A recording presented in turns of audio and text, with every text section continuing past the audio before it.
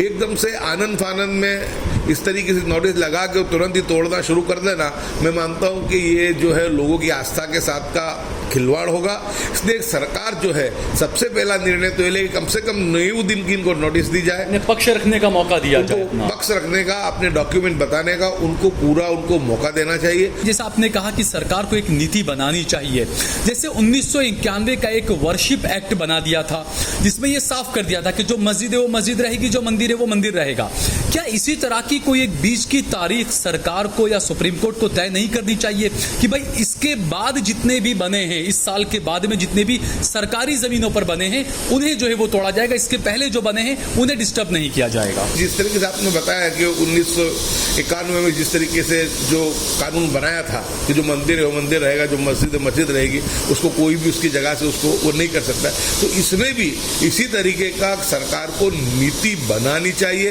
ताकि गुजरात के अंदर की लॉ एंड ऑर्डर की सिचुएशन भी खराब ना हो और लोगों की जो आस्था है उसके साथ भी कोई इसी तरीके का खिलवाड़ ना हो। इस्लाम के अंदर तो ये भी बताया कि भाई सड़क पर अगर कोई पत्थर भी पड़ा है तो किसी को परेशानी नहीं, इसलिए वो आप साइड में हटा दें। तो ऐसे में मस्जिद और मजार तो सड़क पर बनाना कोई सवाल ही नहीं होता। पूरे देश के अंदर जितनी भी मस्जिदें, मज़ारात जितने भी पुराने भी हैं,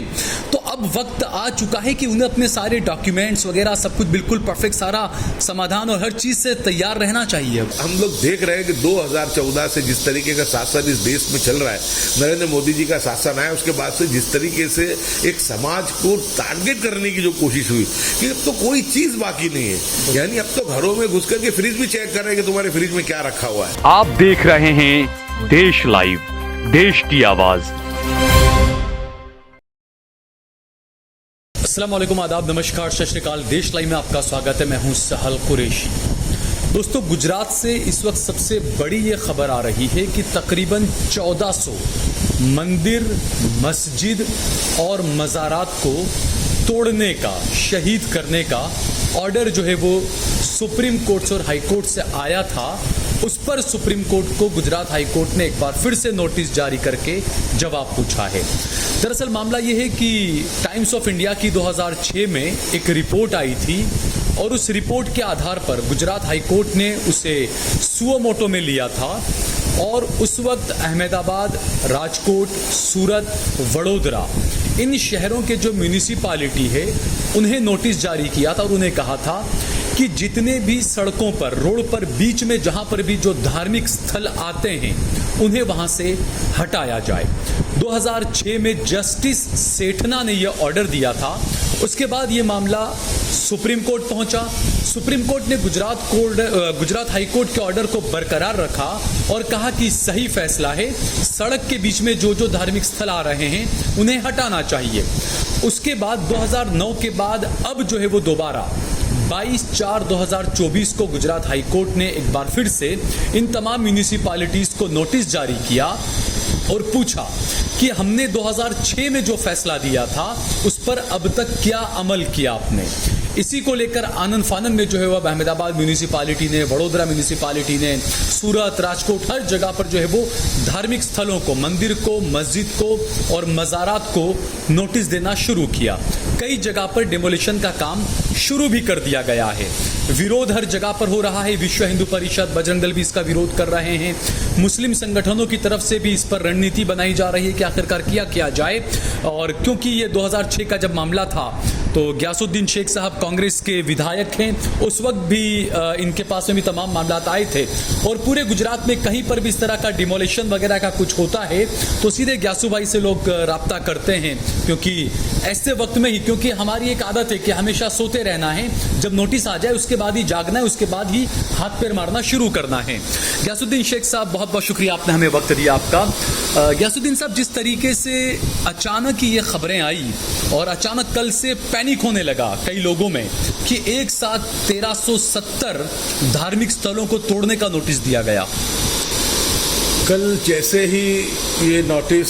इश्यू करना शुरू की गए उस वक्त से ही लोगों में एक पैनिक सा खड़ा हो गया, क्योंकि ये मामला जो है सभी धर्म की आस्थाओं के साथ जुड़ा है। इसमें हिंदू भाइयों की भी आस्था का सवाल है, मुस्लिम समाज की भी आस्था का सवाल है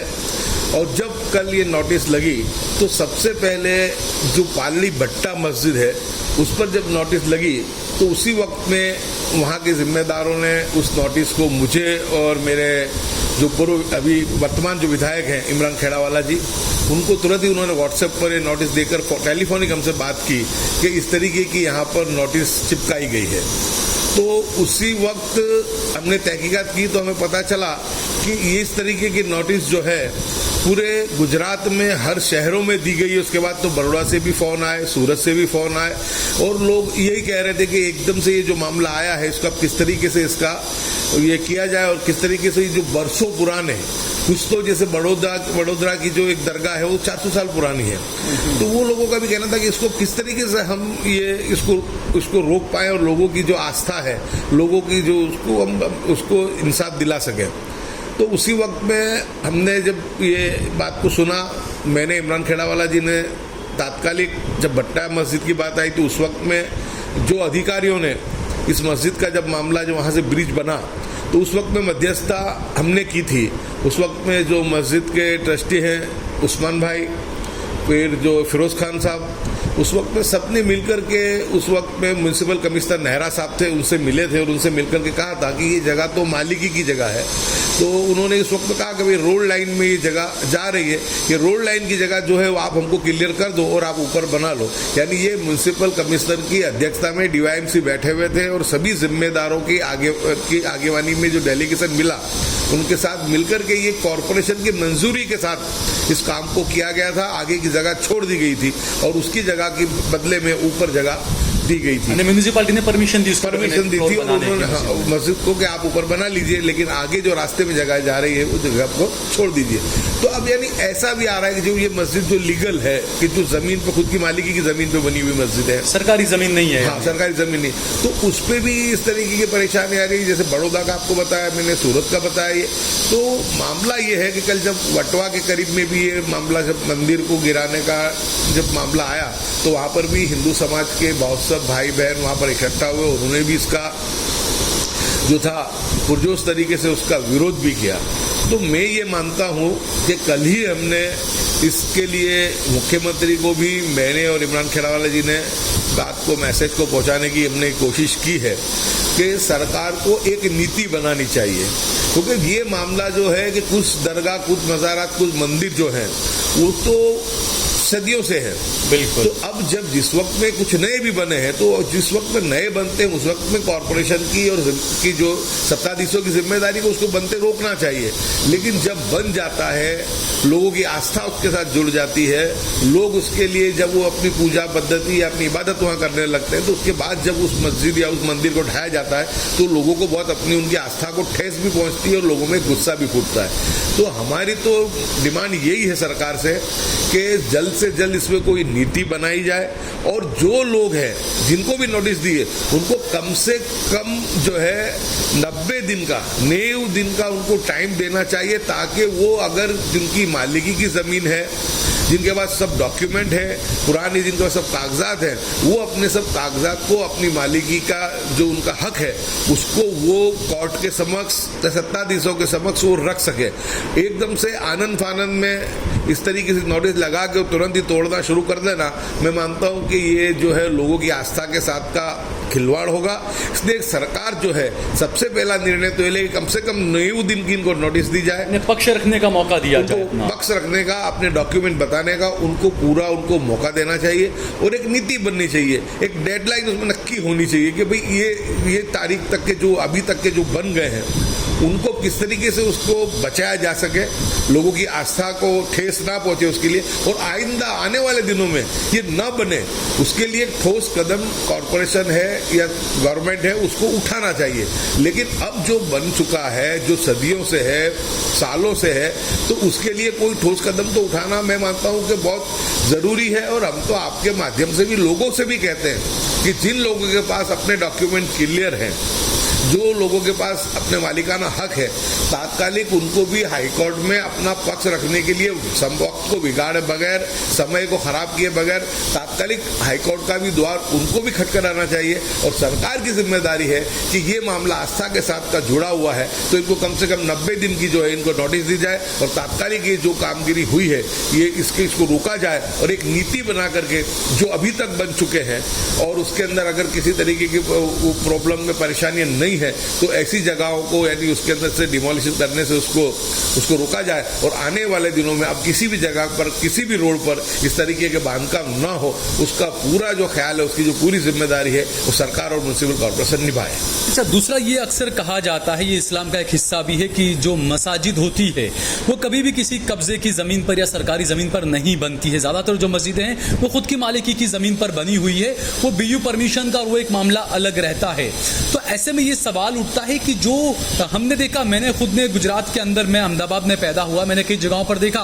कि सड़क के बीच में कभी मंदिर नहीं दिखा था, वो 2 ईंटें रखकर शुरू किया, धीरे धीरे 20 साल के अंदर बड़ा मंदिर वो बन जाता है। तो ज्यादातर ये है कि सरकारी जमीन पर अगर किया गया है तो उसके खिलाफ तो कार्रवाई की जानी चाहिए। लेकिन एक और बात ये, जैसा आपने कहा कि सरकार को एक नीति बनानी चाहिए। जैसे 1991 का एक वर्शिप एक्ट बना दिया था जिसमें ये साफ कर दिया था कि जो मस्जिद है वो मस्जिद रहेगी, जो मंदिर है वो मंदिर रहेगा। क्या इसी तरह की कोई एक बीच की तारीख सरकार को या सुप्रीम कोर्ट को तय नहीं करनी चाहिए कि भाई इसके बाद जितने भी बने हैं, इस साल के बाद में जितने भी सरकारी जमीनों पर बने हैं उन्हें जो है वो तोड़ा जाएगा, इसके पहले जो बने हैं उन्हें डिस्टर्ब नहीं किया जाएगा? बिल्कुल इसी तरीके से इसका रास्ता, इसका हल इसी तरीके से आपने जो फरमाया बिल्कुल सही फरमाया। ये इसी तरीके से इसका रास्ता निकल सकता है क्योंकि आप समझ लो कि 1400 से करीब ये जो है मंदिर, मस्जिद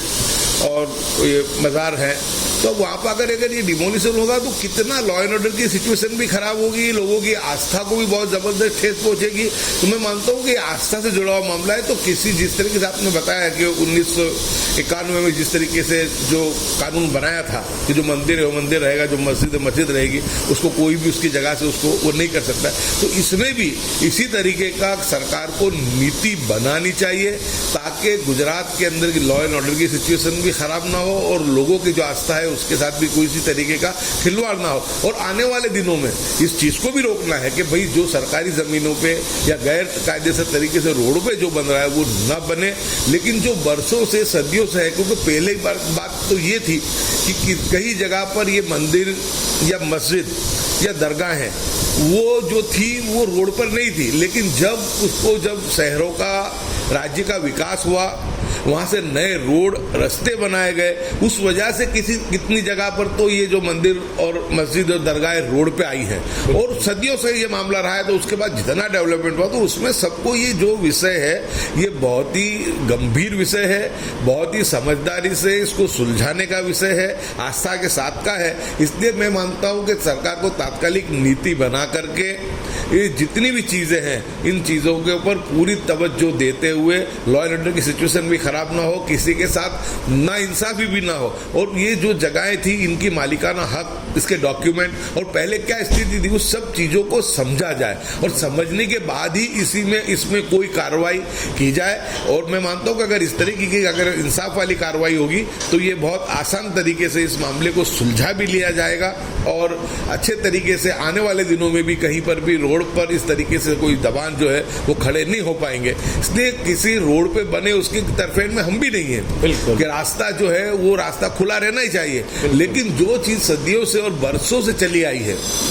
उन चीजों को इसमें से जो है मैं मानता हूँ कि बाकात रखना चाहिए और बिल्कुल सोच समझ करके बिल्कुल होश आवास में इस मामले को सरकार को गंभीरता दिखाते हुए नीति बनाते हुए इस मामले को पूरा जो है हैंडल करना चाहिए। इस मामले को जो सुचारू ढंग से इसका समाधान ढूंढना चाहिए। तो मैं मानता हूँ कि जो गुजरात का जो अमन भाईचारा है वो भी बरकरार रहेगा और लोगों की आस्था जो है उस आस्था को भी ठेस नहीं पहुंचेगी। ये बिल्कुल सही बात है क्योंकि जैसा इस्लाम के अंदर तो ये भी बताया कि भाई सड़क पर अगर कोई पत्थर भी पड़ा है तो किसी को परेशानी न हो इसलिए वो आप साइड में हटा दें। तो ऐसे में मस्जिद और मजार तो सड़क पर बनाना कोई सवाल ही नहीं होता। लेकिन जो आपने कहा कि जो पहले से बने हुए थे बाद में डेवलपमेंट के विकास के नाम पर वहां से सड़कें बनी, ये तमाम चीजें हुई। लेकिन गियासुद्दीन साहब जिस तरीके से उम्मत की अगर बात करें तो सो रहे हैं, जैसा मैंने शुरुआत में कहा कि जब नोटिस आता है उसके बाद ही जागने लगते हैं। तो जितनी भी पूरे गुजरात के अंदर नहीं पूरे देश के अंदर जितनी भी मस्जिदें, मज़ारात जितने भी पुराने भी हैं तो अब वक्त आ चुका है कि उन्हें अपने सारे डॉक्यूमेंट्स वगैरह सब कुछ बिल्कुल परफेक्ट, सारा समाधान और हर चीज़ से तैयार रहना चाहिए अब। बिल्कुल, इसके लिए बहुत ज़बरदस्त तरीके से हर मसलक के उलमाए इकराम ने भी इसके लिए अपील की है। मौलाना सज्जाद नोमानी साहब ने भी अभी पिछले हफ्ते ही इस बारे में अपील करते हुए सभी लोगों को आगाह किया है। हमने और इमरान खेड़ावाला ने कई बार आपके माध्यम से भी हमने इस बात को पहुंचाने की कोशिश की है कि अभी इस वक्त में 6 महीने के लिए इम्पैक्ट का कायदा उसको आगे बढ़ाया गया है। अगर किसी जगह पे मस्जिद में, मदरसे में कुछ बांधकाम ज़्यादा भी हुआ हो तो उन चीज़ों को तात्कालिक इम्पैक्ट के अंदर उसकी फ़ी भर के उसका जो है उसको क्लियर करा लेना चाहिए। क्योंकि अब कब किसी वक्त में जब सुबह नए उठो तो एक नई परेशानी, जब नया उठो एक नया फरमान। और लघुमती समाज, मुस्लिम समाज को तो टारगेट ही किया जाता है, मसाजिद को, मदारिस को बिल्कुल टारगेट करने की कोशिश। तो हमको तो हमारे जो डॉक्यूमेंट है उसको बहुत क्लियर रखना चाहिए। बहुत सब मदारिस के जो जिम्मेदार हैं, मसाजिद के जो जिम्मेदार हैं, अल्हम्दुलिल्लाह बहुत सब जगह मैंने देखा है कि उन्होंने बहुत जिम्मेदारी अपनी निभाते हुए हर चीज़ को क्लियर करके रखा है। उनका एक एक डॉक्यूमेंट क्लियर है। जब ये मदरसों की पिछले महीने जब एक तहकीकात शुरू हुई थी, मस्जिदों का सर्वे शुरू हुआ था, उस वक्त में भी अल्हम्दुलिल्लाह 99% मदरसों ने जो था अपना पूरा रिकॉर्ड सरकार के समक्ष रखा और बेखौफ रखा और छाती ठोक कर सीना तान के रखा। क्योंकि जब किसी जगह गलत है ही नहीं तो आपने देखा कि उस मामले को बिल्कुल ठंडे बस्ते पे डाल दिया गया। तो इस तरीके से अब जो दौर है, हम लोग देख रहे हैं कि 2014 से जिस तरीके का शासन इस देश में चल रहा है, नरेंद्र मोदी जी का शासन आया उसके बाद से जिस तरीके से एक समाज को टारगेट करने की जो कोशिश हुई कि अब तो कोई चीज़ बाकी नहीं है। यानी अब तो घरों में घुस करके फ्रिज भी चेक कर रहे हैं कि तुम्हारे फ्रिज में क्या रखा हुआ है। यानी हर तरीके से आप देखो तो हर तरीके से बस टारगेट, परेशान करना, किसी भी तरीके से उनके अंदर उनके विकास को रोकने की कोशिश करनी। तो ऐसे वक्त में हमारी भी जिम्मेदारी है। तो मैं तो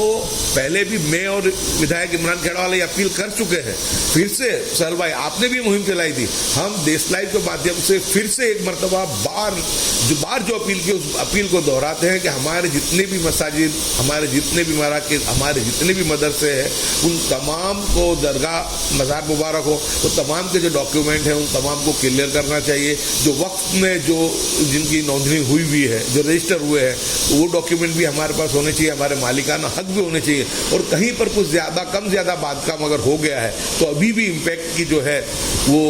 प्रक्रिया चालू है। तात्कालिक हमको इम्पैक्ट के अंदर उसमें जाके हमारी प्रॉपर्टी को क्लियर करना चाहिए। क्योंकि जो भी ये वक्फी प्रॉपर्टीज होती है या मस्जिद होते हैं, मदरसे होते हैं, वो लोगों के चंदे से होते हैं। चंदा देने वाले लोग तो अल्लाह की राह में वो पैसा दे देते हैं। जिम्मेदारी जो लोग उसका संचालन कर रहे हैं, जो लोग उसको चला रहे हैं, उनकी जिम्मेदारी बनती है कि आज जब हम लोगों के पास से चंदा ले रहे हैं, उनके पास से पैसा लेकर के उनकी ज़कात है, सदकात है, लिल्लाह रकम से भी काम को अंजाम दे रहे हैं, तो हमारी भी जिम्मेदारी है कि वो पैसा जाए ना जाए। और हम जो भी काम करें जो उम्मत के पैसे से कर रहे हैं, तो कम से कम उस काम को बिल्कुल कायदे से, बिल्कुल कानून के द्वारा प्रस्थापित हो। वर्तमान कायदे भी उसके अंदर जो लागू है उनका भी सब बिल्कुल सुचारू रूप से उसका पालन हो। और ऐसी कोई चीज़ ना हो कि जिससे जो ये आज एक कट्टर सोच के जो लोग बैठे हैं, जो हमको परेशान ही करना चाहते हैं, तो उनको कोई मौका मिले। तो फिर से एक बार आपको भी बहुत बहुत मुबारकबाद कि आप इस मुहिम को चलाते हो, देश लाइव मुहिम को चलाता है। तो ये मुहिम आज से ये फिर से हम कहेंगे कि हमारे लिए एक बहुत ही एग्जाम्पल है कि हमको जो है इस चीज़ों सबक लेते हुए हमारे जितने भी डॉक्यूमेंट हैं वो तमाम को हमको क्लियर करने की जल्द से जल्द कोशिश करनी चाहिए। बहुत बहुत शुक्रिया गैस हमसे बातचीत करने के लिए। शुक्रिया, आपने इस वक्त आपने मुझे बोलने का मौका दिया, अपनी बात को पहुंचाने का, उसमें देश लाइव का बहुत बहुत शुक्रिया।